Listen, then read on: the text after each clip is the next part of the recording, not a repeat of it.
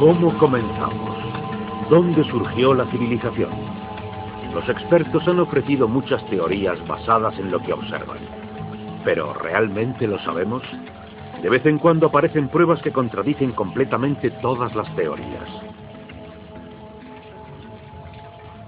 En la congelada tierra de lo que queda de Siberia, se han encontrado especies perdidas de animales como el gigante mamut, desaparecido completamente por un repentino cataclismo global. Se han encontrado mapas antiguos que muestran el continente de la Antártida siglos antes de que la descubriéramos.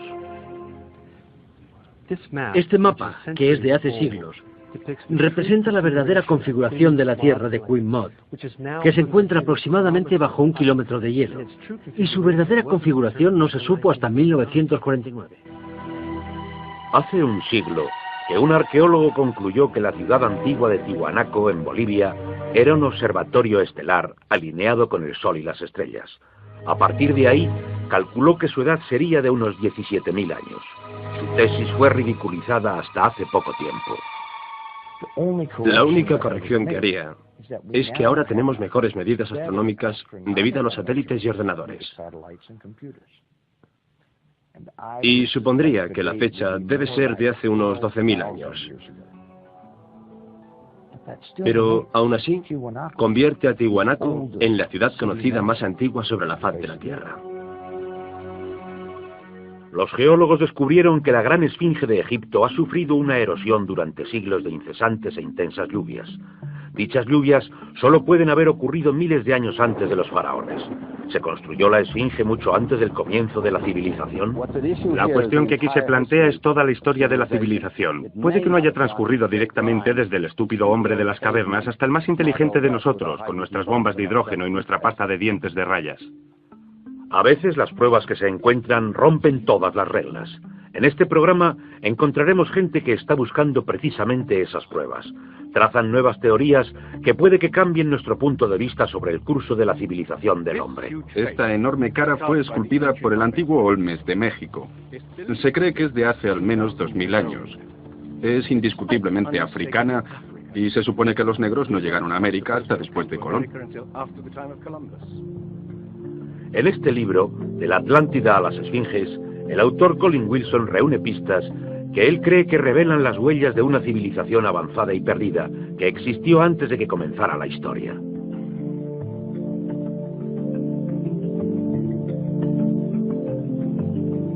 El filósofo griego Platón describió dicha civilización destruida por un enorme cataclismo y de la que le hablaron sacerdotes egipcios. Él la llamó Atlántida.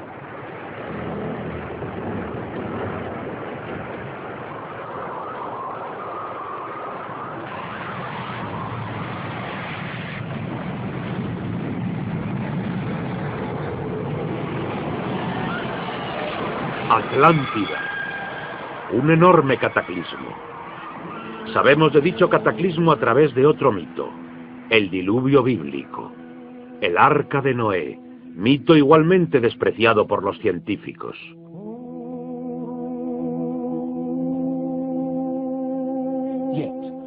Aun cuando rechazan el diluvio bíblico y el Arca de Noé como una fábula, los científicos están ignorando el hecho de que a lo largo de todo el mundo hay cientos de mitos sobre el diluvio, aparte del de Mesopotamia o del hebreo, que cuentan la misma historia del desastre mundial que prácticamente eliminó a la humanidad antes de la historia escrita.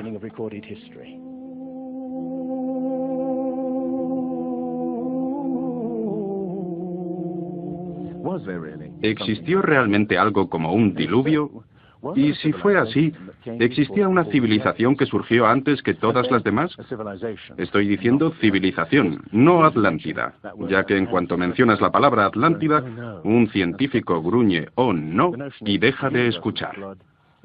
La idea del diluvio universal está más allá de la respetabilidad intelectual. Pero ¿cómo puede ser la ciencia misma imparcial? ¿Hace realmente lo que reclama hacer? Consideremos los hechos y empecemos desde ahí. A través de la historia, la ciencia ha tendido a centrarse más en sus teorías que en los hechos. Desde los hechos surge la teoría para explicarlos. Otros se dejan a un lado. Nuevos hechos pueden cambiar la teoría, pero con frecuencia son ignorados. Llamamos a estos hechos anormales, pruebas que no se ajustan.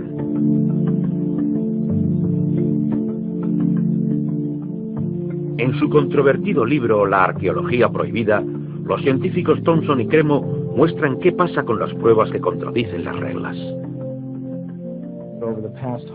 En los últimos 150 años, estos arqueólogos y antropólogos han descubierto muchas pruebas, literalmente, a la vez que excavaban. Básicamente lo que encuentras es algo que nosotros llamamos un filtro del conocimiento. Esto es una característica fundamental de la ciencia y de la naturaleza humana. La gente tiende a filtrar quitando las cosas que no se adecúan. Así que en la ciencia te encuentras con que las pruebas que no encajan en el paradigma aceptado tienden a eliminarse. No se enseñan ni se discuten. Y la gente que dispone de cierta educación científica generalmente ni siquiera aprenden sobre ellas.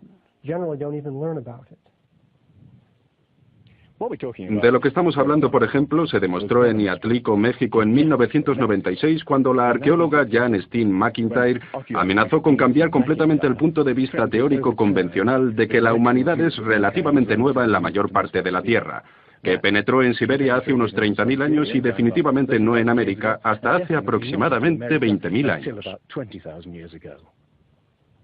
En México, Jan Steen McIntyre descubrió herramientas de piedra y huesos humanos que fueron fechados mediante diferentes test científicos. Pensamos que teníamos un yacimiento antiguo. Esto fue en el 66 y pensamos que quizás eran de hace 20.000 años. Cuando finalmente teníamos las fechas, resultó que era de hacía 250.000 años. A decir verdad, hubiera sido feliz con la fecha de 20.000 años de antigüedad. Habría hecho mi carrera. Por aquel entonces era bastante naif y pensé, perfecto, me voy a quedar con estas fechas. Tenemos la información, tenemos los hechos. Expongamos los hechos y partamos de ahí. No me di cuenta de que arruinaría mi carrera. Se le han obstaculizado todas sus oportunidades profesionales desde entonces. Se cerró el yacimiento y le fue denegado el permiso para futuras investigaciones. Permanentemente. E incluso a principios de año, después de 3 décadas, los arqueólogos descubrieron huellas de humanos en Siberia de hace 300.000 años, fecha que Jan Steen McIntyre no considera improbable después de todo. No es necesariamente una conspiración deliberada en el sentido de que un grupo de personas se reúnen en un cuarto de fumar y deciden, vamos a engañar a la gente. Es algo que sucede automáticamente dentro de la comunidad científica. Cuando una prueba dada discrepa con la teoría predominante, entonces automáticamente se deja de hablar de ella. No la divulgan. Y eso significa que la ciencia no progresa de la manera que uno esperaría.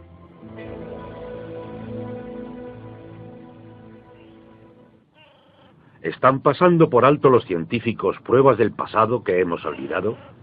¿Pueden ser verdad los mitos que nos cuentan de que hubo una civilización en este planeta que se perdió miles de años antes de la historia escrita?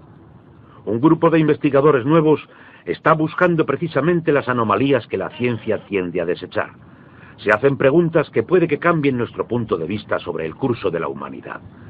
El fuerte inca de Sacsayhuamán, de edad indeterminada y construido por gentes que no utilizaban herramientas de metal pesado ni cemento, ni conocían la polea, la rueda o la grúa.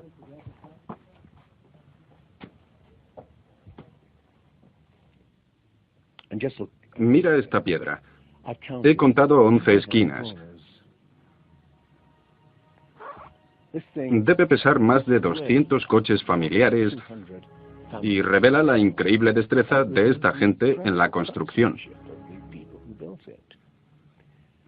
Estas cosas revelan también algo más. Una increíble habilidad para manejar cosas de este tamaño. ¿Cómo demonios consiguieron subirlo ahí?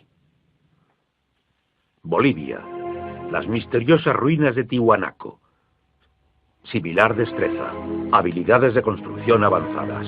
Lo que es inexplicable. Las piedras que dan a este lado están perfectamente colocadas. Cogimos una aguja e intentamos insertarla en cada punto a lo largo de la unión. Y era imposible insertarla.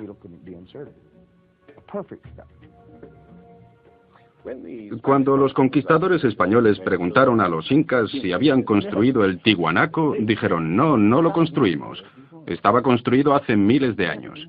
Las pruebas muestran que fue construido por una civilización avanzada. Un descubrimiento al azar revela lo avanzados que seguramente habían sido. Los bloques de la construcción de Tiwanaku no están unidos con cemento. Cualquiera que los separe descubrirá el inesperado destello de metal que mantiene las piedras juntas. Lo que parece increíble aquí es que para mover cada obra donde se necesitaba una grapa, tenían que tener algo así como una planta de fundición portátil para mantener el metal en un estado de ignición sin llama.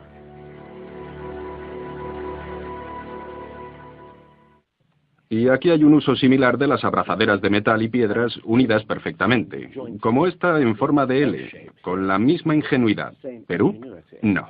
Estamos un continente más allá, en África, Egipto, tierra de las pirámides. Las 3 pirámides de Gizeh, maravilla del mundo antiguo. El triunfo de otras gentes que no conocían la rueda, la polea o la grúa. ¿Cómo fueron capaces de hacer un trayecto tan alto con bloques de construcción de 100 toneladas? Es una proeza que la tecnología moderna tampoco puede explicar ni imitar. Soy ingeniero, y puedo decirte que subir tan alto bloques de este tamaño requiere una grúa especial. Entonces, gente que no tenía estas grúas especiales, ni siquiera una simple polea o una rueda, y utilizaba herramientas de cobre, ¿cómo pudieron hacerlo? Bobal cree que la Gran Pirámide de Gizeh fue algo más que una tumba que delata un nivel inexplicable de alta tecnología. En su libro sobre el Génesis, Robert Bobal y su coautor Graham Hancock enumeran muchas proezas inexplicables. El experto en perforación Chris Dunn. Esta es una increíble obra maestra, un misterio. ¿Cómo lo hicieron? El sarcófago en la cámara del rey. ¿Cómo los constructores primitivos consiguieron hacer coincidir el contenido interior con el de la misma piedra del sarcófago hasta llegar al milímetro cúbico? Una proeza que requiere un conocimiento sofisticado de física, un misterio como la perforación misma. La manera típica de hacerlo primitivamente sería con un taladro de arco. Deslizarían la herramienta dentro de la pieza utilizando arena o diamantes. Para mí esto llevaría mucho tiempo, demasiados años para hacerlo. Entonces permíteme que te pregunte, ¿cómo crees que lo hicieron? Creo que tenían que utilizar algún tipo de herramienta eléctrica. Hoy día, si fuéramos a taladrar esto, introduciríamos el taladrador en el granito a una velocidad de 2/10.000 de milímetro por revolución del taladrador. Ellos introducían bastante más rápido que eso. ¿Más rápido? Investigadores como Chris Dunn se preguntan sobre el propósito de este instrumento en un fresco escondido. ¿Taladradores eléctricos? Parece una conclusión precipitada. Todavía rastros de taladradores de alta velocidad presentan misterios sin resolver. Ahora fíjate en esto. El increíble trabajo de precisión. La suavidad total de estos muros en la tumba destinada a toros sagrados. Y que prueba el tremendo nivel de destreza de estas gentes. Pero, por supuesto, esto se podría explicar con cientos de hombres puliendo durante 10 años. Pero, ¿qué me dices de un misterio de verdad? El misterio de los jarrones egipcios. No como este jarrón de cerámica que acabo de comprar, sino de los hechos de alabastro, basalto, incluso diorita, que es la piedra más dura de todas ellas. El misterio es este. Es suficientemente fácil ver cómo puedes agujerearlo taladrando completamente hasta dentro. ¿Pero qué me dices de estas piezas alrededor de las esquinas? La tecnología moderna es incapaz de hacerlo. Y sin embargo, los antiguos egipcios diseñaron miles de estas, algunas de ellas 2000 años antes de la civilización que se supone nació aquí. ¿Cómo? El misterio está todavía sin explicar. Inexplicable. ¿Cómo pudieron los constructores alinear las gigantescas pirámides impecablemente hacia la dirección de los puntos cardinales? Perfectamente este-oeste y norte-sur, con una precisión no igualada por los constructores modernos. La Gran Pirámide parece ser un modelo matemático del hemisferio norte e incorpora un valor trascendental del pi del radio del diámetro de la esfera a sus circunferencias y un concepto superior de las matemáticas.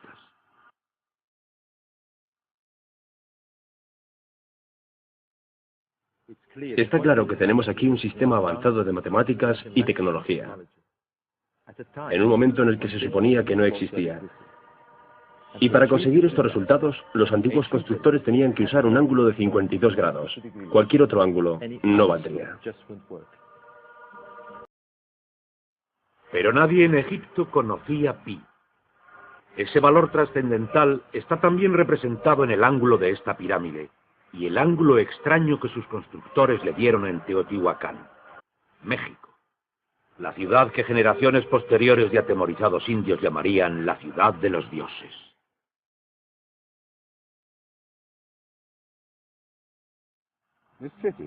Esta ciudad fue más grande que el Imperio Romano. Lo que estamos viendo es una serie de cuencos que se llenaban de agua, cuya superficie suave y como un espejo reflejaba los cielos, y su murmullo servía también como avisador de terremotos. Estos templos en el lado opuesto se cree que representan cuerpos celestiales. Una cosa está clara: todo este lugar parece tener un tipo de obsesión con la astronomía y la eternidad. En los equinoccios, el 21 de marzo y el 21 de septiembre, estas pirámides representan gigantes sombras a lo largo del eje, lo que hace de ellas un perfecto reloj para la gente que estaba obsesionada con la medida del tiempo y la precisión.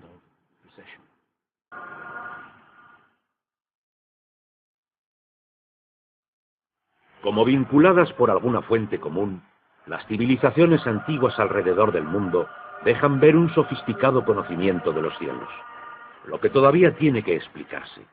Una fascinación por el sol y las estrellas, y por la precisión del lento y persistente movimiento de la Tierra, que hace que las constelaciones parezca que viajan a través de los cielos nocturnos y de las épocas.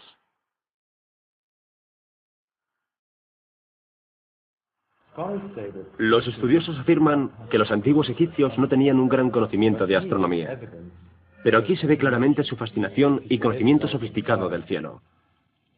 Mira las constelaciones del zodiaco: Leo, Tauro, Piscis, y aquí la constelación de Orión.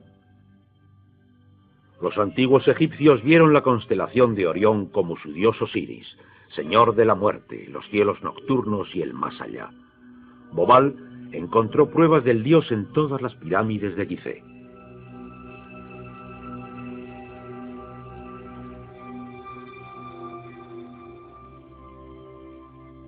Es realmente un misterio.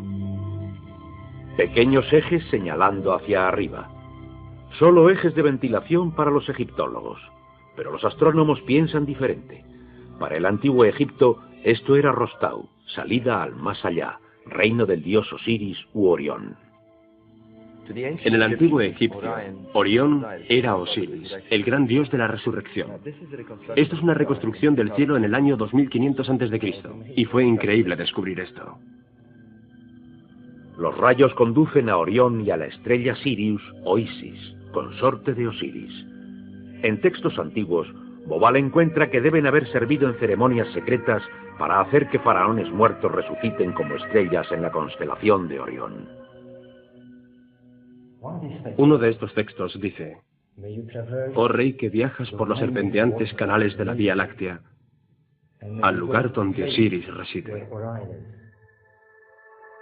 Bobal cree que Osiris tenía importancia tan crucial para los constructores que construyeron las pirámides de Gizeh, exactamente como las 3 estrellas en el cinturón de Orión.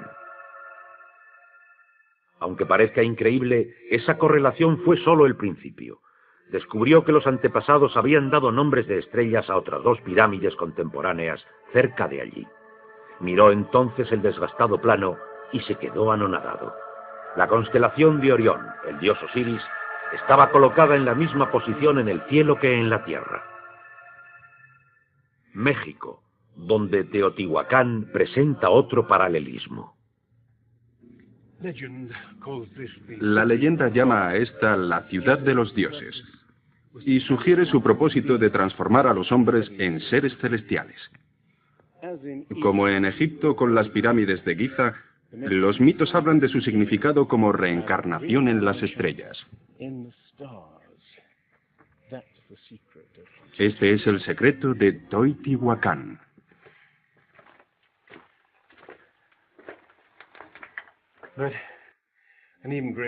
Pero un enigma mayor descansa en la pirámide por encima de mí.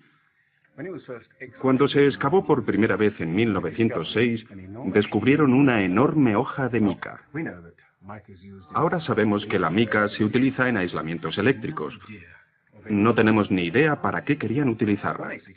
Lo que resulta incluso más extraño es que la mica procede de Brasil.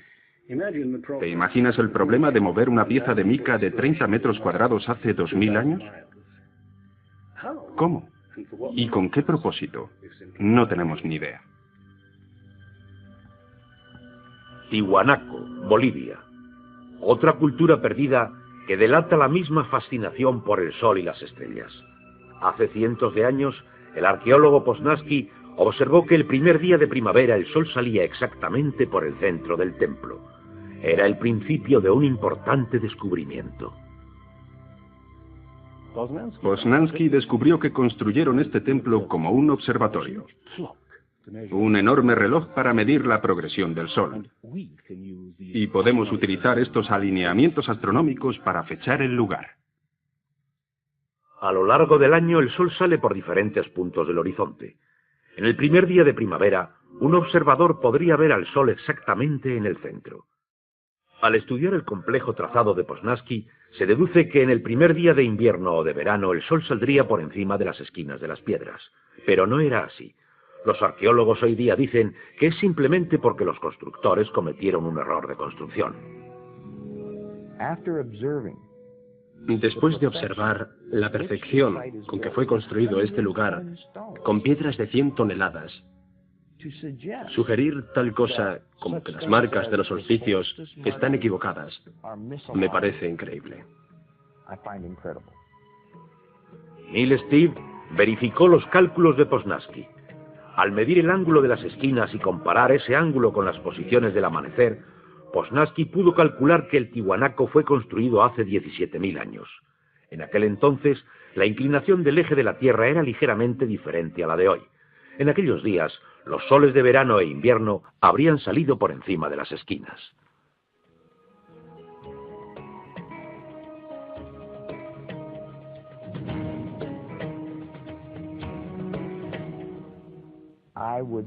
Sospecharía que la fecha sería de hace unos 12.000 años. Y eso debería plantear a cada uno de nosotros un montón de preguntas sobre el origen de la civilización.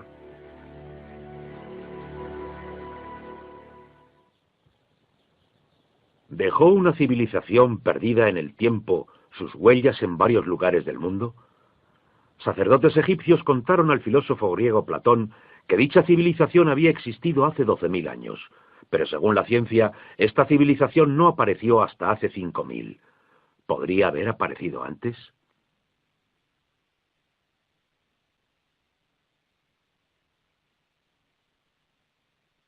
El investigador John West descubrió en Egipto que la esfinge de Gizeh no sufrió la erosión de la misma manera que sus alrededores, erosionados por arena y vientos del desierto.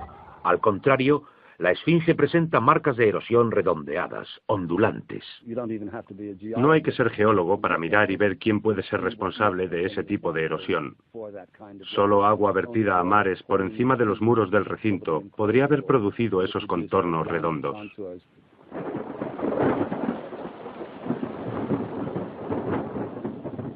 ¿Agua en el desierto del Sáhara? No en la época de los faraones. Para ello hay que retroceder hasta el final de la era glacial, unos 10.500 años antes de Cristo. Miles de años antes de que existiera algún faraón. Pero, ¿por qué tiene entonces la esfinge cabeza de faraón?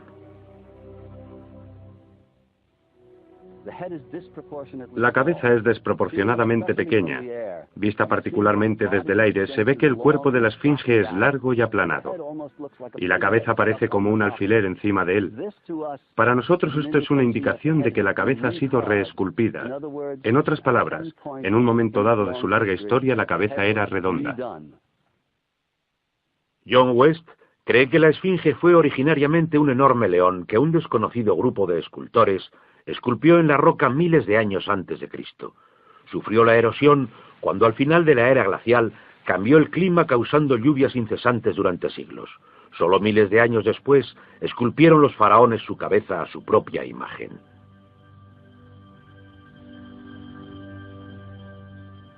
¿Es la Esfinge 2 veces más antigua de lo que pensábamos hasta ahora? Los egiptólogos ridiculizan esta teoría, pero los geólogos se limitan a decir que los hechos están ahí. Más extraño aún, según Robert Bauval, las pruebas astronómicas sugieren que las pirámides de Gizeh parecen todas ellas apuntar a esta increíble antigüedad. El trazado de Gizeh coincide misteriosamente con la posición de Orión en el año 10.500 a.C., cuando la Esfinge parecía un león, su propia imagen en los cielos. Cuando Orión empezó una lenta ascendencia a través de las épocas señalando una nueva era. El ajuste de Orión a esa fecha distante corresponde precisamente con las 3 pirámides pequeñas detrás de las mismas pirámides. Y hay otros muchos hechos sorprendentes que proporciona la astronomía.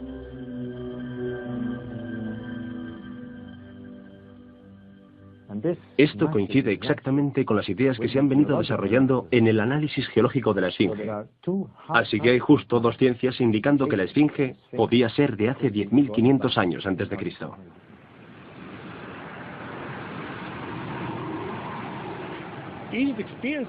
Egipto sufrió importantes y dramáticos cambios al final de la era glacial, particularmente alrededor del 10.500 a.C., cuando unas inmensas e increíbles inundaciones cubrieron toda la llanura. Terminaron tanto con el valle del Nilo como con el delta en general. 10.500 años antes de Cristo, época de inundaciones. ¿Podrían los diseñadores de Gizeh señalar esa distancia en el tiempo? La época en que el mito cuenta que el dios Osiris y sus ayudantes ascendieron del caos para traer los primeros frutos de la civilización. ¿De dónde venían?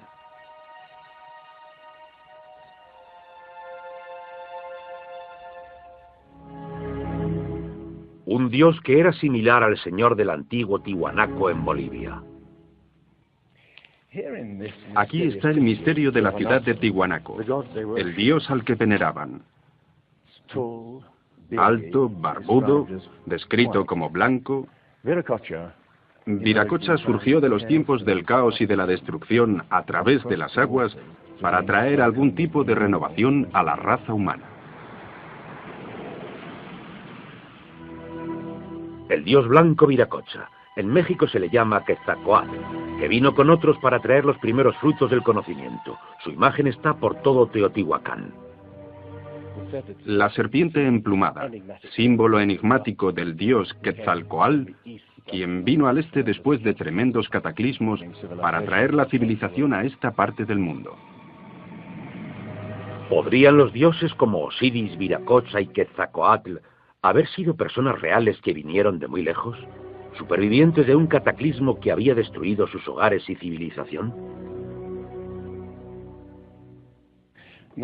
La pregunta que nos hacemos es la siguiente. ¿Existió alguna remota civilización sin identificar que conectó Egipto, México y Sudamérica y dejó sus huellas, sin embargo, difíciles de identificar en un tipo de conocimiento? Tomándolo aisladamente, estoy de acuerdo, cada trocito de prueba revela poco. Pero consideremos todos estos elementos en común juntos.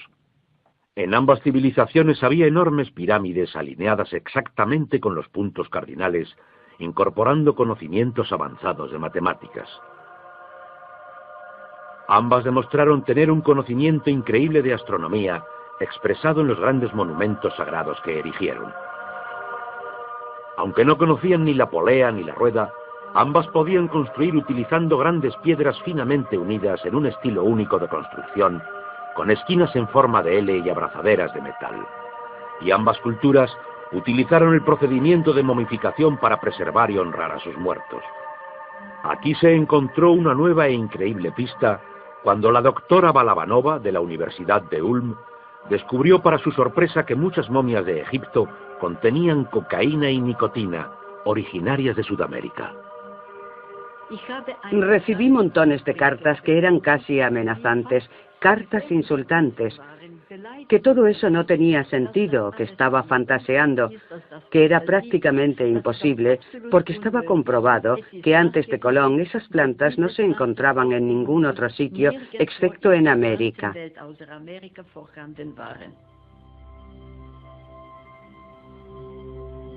Pero su investigación se repitió en cientos de momias y pudo comprobarse sin ninguna duda. ¿Pudieron en verdad en un pasado lejano cruzar los mares e influir en las culturas de ambos lados del Atlántico? La idea es incluso sugerente por lo que no está aquí. México, antigua cultura de los mayas.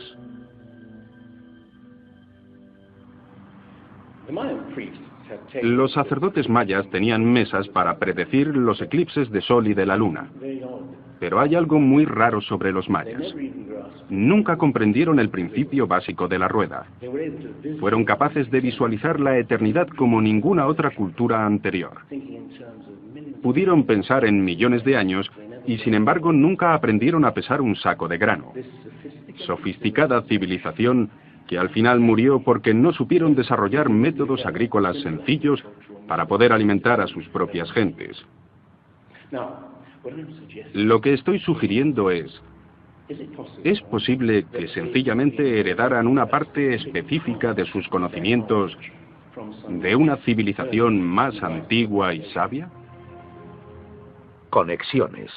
A veces las pruebas están ahí para que las veamos todos. El antiguo Olmes en México les puso a sus gobernantes la cara de un africano. ¿Y qué me dices de esto esculpido por estos mismos Olmes? Es genéticamente imposible para los indios tener barba. Y tienes esta cara de un blanco caucasiano esculpida hace 2000 años, antes de que los españoles llegaran por primera vez al Nuevo Mundo.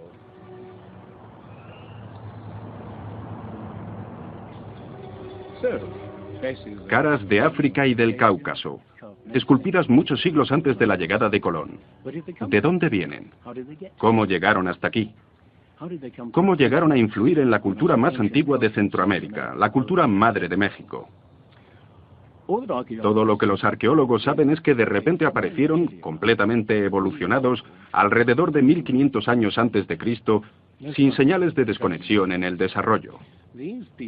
Esta gente, cuya expresión característica eran enormes caras esculpidas en piedra, cabezas de caucasianos y africanos, parecen haber aparecido de no se sabe dónde. Oaxaco, antigua ciudadela del monte Albán. Aquí, más al sur de México, se encuentra lo que parece el último registro de estos hombres misteriosos, ya que estas figuras esculpidas en piedra parecen ser las figuras muertas en batallas, desnudos, desesperados, la mayoría de ellos castrados. Esto puede ser el punto donde estos hombres desaparecieron de la historia. Entonces, ¿una sofisticada civilización de navegantes cruzó el Atlántico siglos antes de Colón? Hay, pues, otra parte de las pruebas. Estos mapas antiguos que sugieren que antiguos navegantes poseían un conocimiento del mundo que nunca antes se ha explicado. Un puzzle para los científicos a lo largo de este siglo. En 1513, el almirante turco Piri Reis planificó partes del mundo nunca antes vistas.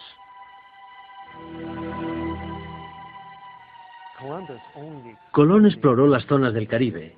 No hizo el recorrido desde Sudamérica hasta la Antártida. Nunca estuvo cerca de esta zona, pero estos mapas muestran todas esas características con bastante precisión antes de que Colón o cualquier otro explorador europeo hubiera alcanzado estas zonas.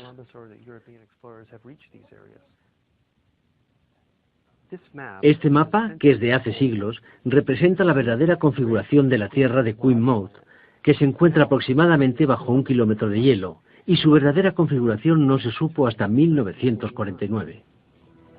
Inexplicable. Durante tiempo han considerado la extraña proyección utilizada. Se encontró semejanza a la utilizada en un submarino nuclear moderno que mide el mundo a medida que se mueve desde el centro de donde parte. En este caso el centro era Siene, Egipto, cuna de antiguos cartógrafos.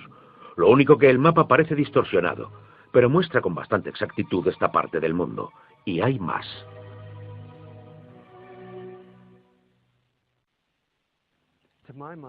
Para mí, el aspecto más significativo del mapa de Peary Race es el hecho de que describe las longitudes con bastante exactitud, algo que los europeos no fueron capaces de hacer hasta el siglo XVIII, y este es el siglo XVI. Distancias. Esta historia comienza en estas playas en 1707, cuando la flota inglesa navegaba desde el Mediterráneo hasta las costas de Inglaterra. En aquellos días era bastante fácil determinar a qué distancia estaba el norte o el sur, midiendo el ángulo que el Sol y las estrellas hacen con la superficie de la Tierra. Pero no existía tecnología para determinar a qué distancia quedaba el este o el oeste. Distancia. Bien, el almirante Sir Cloudesley Shuffle se enfureció cuando un marinero de un país del oeste le dijo que estaba a unas 20 millas más allá del este y era probable que naufragara la flota en la costa. Cuando los oficiales le aseguraron que el curso estaba bien, hizo que colgaran al marinero por insubordinación. En sus últimos momentos de muerte, debió haber deseado no haberlo hecho. Se encontraban barcos a miles, pero ahora la pérdida de toda una flota dio lugar a la búsqueda de un reloj preciso que pudiera calcular la longitud. Pasarían 2 generaciones antes de que finalmente se creara. Aún así, el mapa de Peary Race era 250 años más antiguo, mostrando ya conocimiento de las distancias. En el mapa de Peary Race se menciona el hecho de que es copiado de fuentes de otros mapas. Estas son copias de otras copias. La mayoría de la gente que ha investigado cree que los mapas pueden datar de la época de Alejandro Magno, pero realmente son aún más antiguos. Mapas del mundo diseñados antes de que aprendiéramos a navegar los océanos. Inexplicable tecnología de construcción, conocimiento sofisticado de matemáticas, astronomía. Si hubo una tecnología tan avanzada capaz de pasar su conocimiento a los constructores de la Esfinge y a las gentes de los Andes en México, ¿qué pasó con ella? Platón dice que hubo una civilización tecnológicamente avanzada capaz de navegar por los océanos del mundo. Atlántida, descansando en un enorme continente. Al rechazar una civilización perdida, la ciencia rechaza igualmente la noción de una catástrofe mundial que la destruyó. Pero lo que nos cuentan Platón o la Biblia encuentra apoyo en otras partes. El Popol Vuh, el libro sagrado de los mayas, habla de unas enormes olas e inundaciones y de que los cielos se oscurecieron durante meses seguidos, de increíble frío, negras lluvias y granizo. Los hombres de la antigüedad hablaban de tiempos de caos, inundaciones y oscuridad, de donde los dioses surgieron para dar forma a las tierras de Egipto.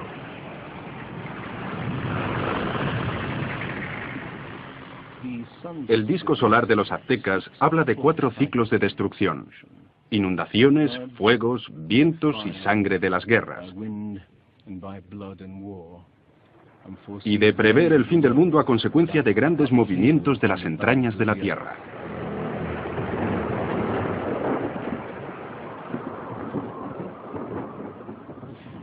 Los mitos en otros lugares de la antigua América hablan de inundaciones y diluvios apocalípticos, de fuego de erupciones volcánicas y de terremotos. Hablan con inquietante realismo de un pasado que no pueden recordar claramente ni tampoco olvidar. Los estudiosos se inclinan a creer que la inundación es una fantasía de antiguos poetas. Pero supón que los estudiosos están equivocados.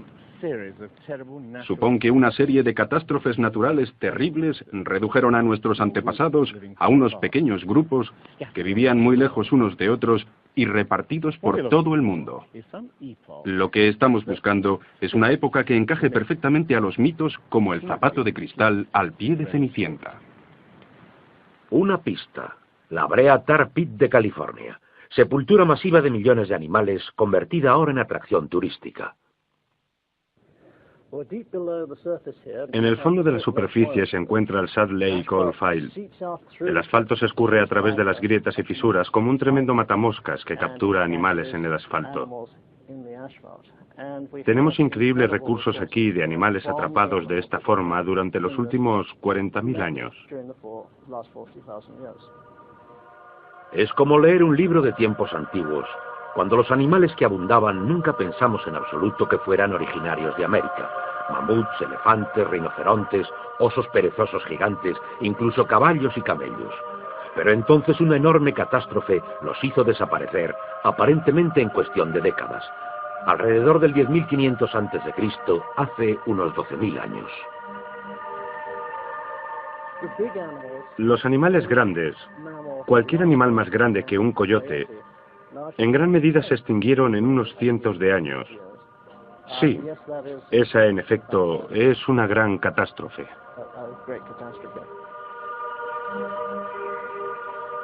La prueba de una catástrofe. La edad del hielo. Hace unos 12.000 años. Las temperaturas que habían permanecido relativamente estables durante miles de años, de repente subieron muchísimo. Un asombroso aumento de más de 5 grados en un período de 3 a 10 años solamente.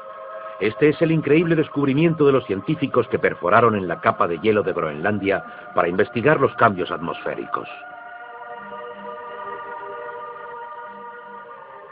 Al núcleo de hielo de Groenlandia, alguna gente lo ha llamado la piedra roseta del clima, ya que es posible ver cómo puede cambiar el clima tan rápidamente. Es realmente un gran descubrimiento, y este cambio ocurrió entre 3 años y un par de décadas próximas a lo que vemos hoy día. Hemos encontrado cambios increíbles en la química del hielo, y encontramos que durante un tiempo, cuando las capas de hielo empezaban a fundirse, encontramos más señales de deposiciones volcánicas y de mayor magnitud. Más concentraciones que en cualquier otro periodo en los últimos 110.000 años que habíamos medido.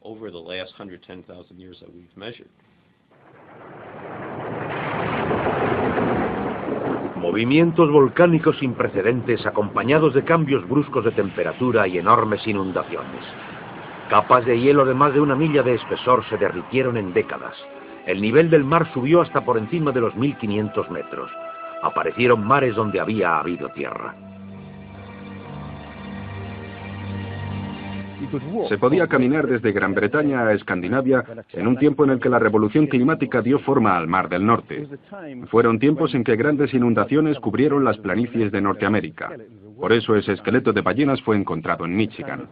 Un tiempo de cataclismo al final de la edad de hielo que puede que se ajuste a los mitos. Solo en el Nuevo Mundo, alrededor de 70 clases de animales se extinguieron. Mamuts, osos perezosos gigantes, camellos, caballos. Lo pondré en perspectiva. En los 200.000 años anteriores, menos de 1/3 parte de ese número desapareció para siempre.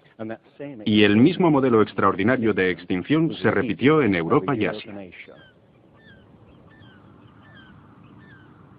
En Siberia y en Alaska se encontraron masas de huesos de millones de animales que perecieron en un cataclismo. El mamut gigante no fue víctima de los cazadores prehistóricos, sino de una catástrofe natural. A finales del siglo, cazadores siberianos se tropezaron con el cadáver de un enorme animal. Cuando se desenterró y transportó, se encontró que su estómago contenía plantas sin digerir procedentes de climas templados. El animal había sido totalmente congelado, más rápido de lo que cualquier moderno congelador es capaz. Lo que es cierto es que hace unos 12 o 13.000 años, un terrible frío abatió Siberia y no ha parado desde entonces. El misterio de los mamuts congelados ha dado lugar a algunas extrañas anécdotas, algunas ciertas y otras no. Como la historia de los filetes de mamut servidos en Fairbanks, Alaska. Lo que es cierto realmente es un informe del siglo XIX del naturista ruso Baron Wrangel, que descubrió la isla de Oso, que se encuentra al norte de Siberia, y donde la arena estaba sujeta literalmente por arrecifes de hueso y colmillos de mamut y otros animales que habían desaparecido en alguna extraña catástrofe primitiva. La extinción masiva, la tremenda actividad volcánica, la rapidez con que se derritió el hielo, parece sugerir que tuvo lugar una increíble revolución del clima hace 12.000 años. Parecen existir algunos factores, pero no sabemos exactamente cuáles.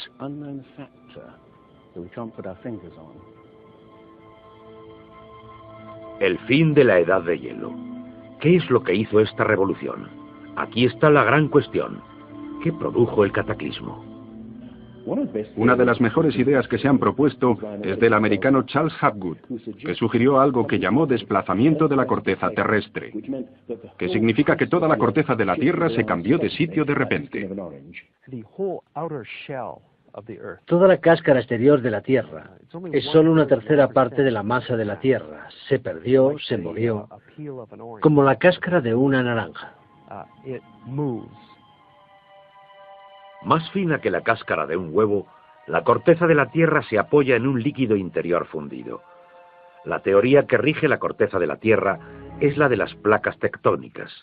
Los continentes poco a poco se fueron separando a lo largo de miles de millones de años, aunque la ciencia rechazó esta teoría durante más de medio siglo. Y ahora igualmente rechaza la idea de que la corteza terrestre pueda moverse como una unidad. Pero un científico estaba fascinado con la idea. Si hubiera vivido más tiempo, se hubiera considerado más seriamente la teoría del desplazamiento de la corteza terrestre. Su nombre fue Albert Einstein. En resumen, esto es lo que expuso. Cuando di con el trabajo de Hapgood, me quedé fascinado. Era una idea tan simple, pero que explicaba un gran número de problemas. Hapgood tenía la teoría. La cuestión era cuál era el mecanismo que ponía la enorme cosa en movimiento. Y fue Einstein quien planteó la idea. La enorme cantidad de hielo acumulado alrededor de los polos pudo hacerse de 3 kilómetros de grueso. Hielo que se extendió hasta el centro de América. Estos incontables billones de toneladas de hielo, si se formaron de forma desequilibrada, podrían haber causado que toda la Tierra vibrara como una rueda con un gigantesco peso colocado en su borde. Esta vibración, de hecho, sería suficiente para causar ese cambio de la corteza terrestre. Hace 55.000 años, el Polo Norte estaba colocado cerca de Europa, pero de repente se desplazó a Hudson Bay, en Canadá. Alrededor de 12.500 años antes de Cristo, lo hizo de nuevo hasta donde se encuentra ahora. ¿O es mejor decir que las tierras y los mares han sido arrastrados a lo largo del polo, impulsados por el desplazamiento repentino de la corteza terrestre? Y si fue así, esta es una de las cosas que habría pasado al final de la Edad de Hielo. El desplazamiento impulsó a América fuera de la zona polar. El mar a su norte se congeló con una capa fina de solo milímetros de espesor. La enorme capa de hielo que había sobre Norteamérica se derritió en pocos años.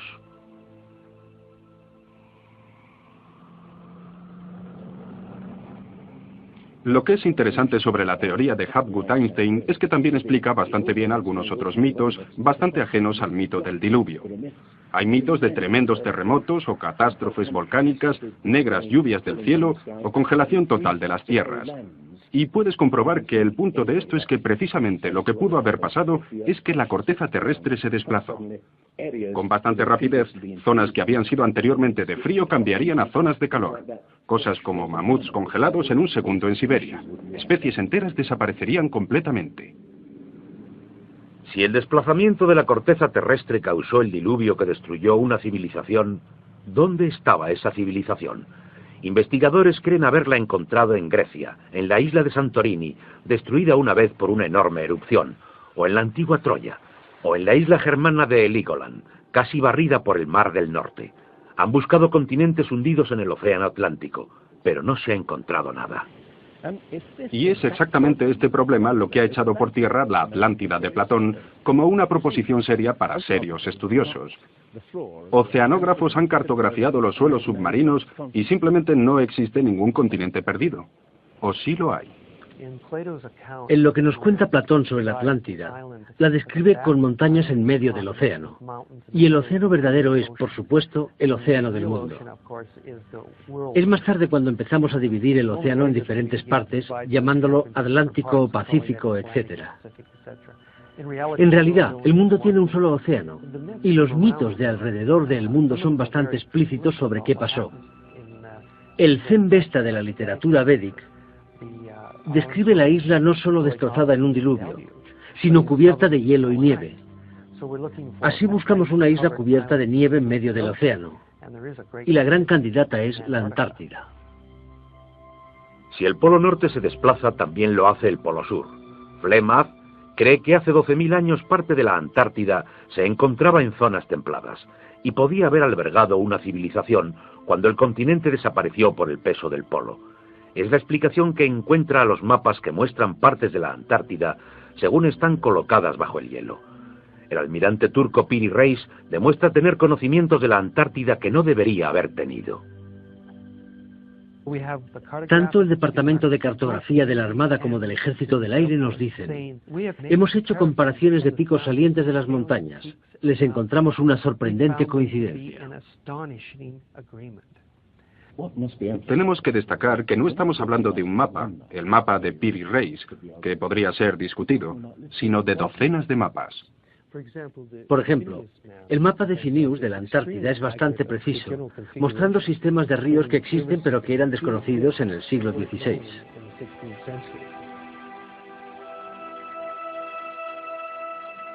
No se descubrió la Antártida hasta aproximadamente el año 1800. ¿Cómo pues pudieron los cartógrafos registrarla gráficamente? Solo según Flemeth, si lo hicieron de copias de mapas milenarios. Información que sencillamente no debería estar ahí. Hace solo unos 25 años que sabemos que debajo de la capa de hielo de la Antártida existen algunas islas, un continente, un mar congelado entre ambas. Sin embargo, la información estaba ya en este mapa. A lo que me refiero es que estas islas corresponden a esta zona, y los tipos de nevadas por aquí son muy intensas. Prácticamente nada por aquí. Estas islas de abajo de aquí se unirían antes de que se juntaran a la masa continental, por lo que hubo caminos por aquí durante varios miles de años. Y estos fueron probablemente caminos por aquí antes de que se juntaran. Lo que se describe aquí es algo que creo ocurrió hace unos 8.000 años, no posterior a 6.000 años antes de Cristo. No hay forma de saber cómo ocurrió, excepto suponiendo la existencia de una civilización que tuvieron ciertos conocimientos de cartografía y navegación, que fueron reinventados de nuevo en nuestra época. ¿Fue el comienzo de la civilización humana más antiguo de lo que pensamos? Se puede pensar que muchos elementos en este programa solo añaden insensatas sugerencias, que tomadas aisladamente pueden ser todas ellas discutidas. Pero si se ponen todas las piezas juntas, como las de un puzzle, se empieza a visualizar un modelo, como el que surge de los mitos. Una civilización que desapareció y fue olvidada mucho antes de la historia escrita.